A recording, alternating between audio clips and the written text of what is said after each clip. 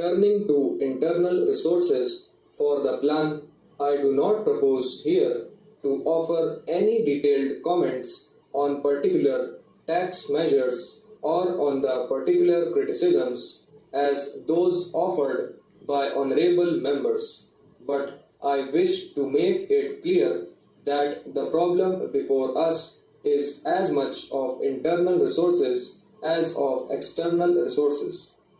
The only difference between the two is in terms of the degree of freedom of action that we ourselves enjoy in regard to them. Because it is possible for us to raise internal resources provided a large measure of public support is coming behind this.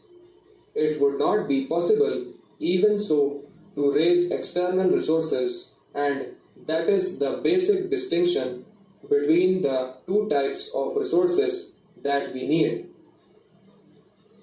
I have said on a number of occasions that in the present circumstances we shall have to try and reduce deficit financing over the plan period below the original estimate of rupees 1200 crores.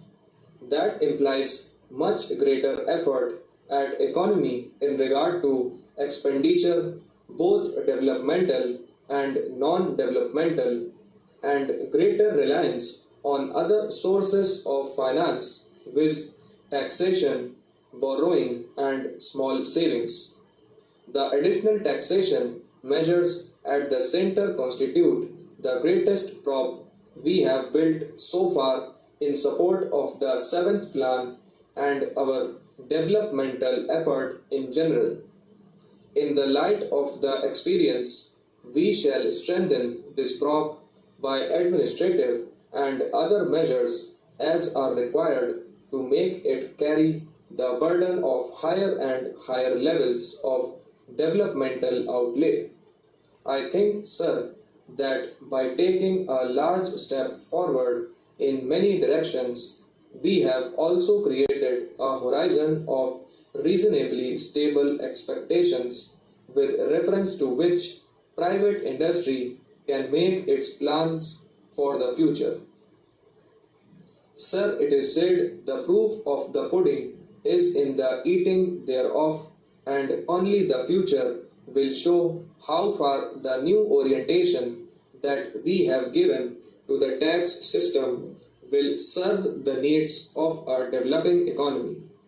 But I submit that the new system deserves a fair trial as it makes an honest attempt to reconcile many divergent objectives that need to be reconciled in a fast developing economy.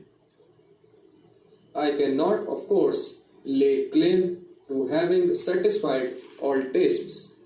My friends of the opposition parties, for example, feel so strongly about one point that they had to make their views felt in the other house by a division. While much has been done in the sphere of central taxation,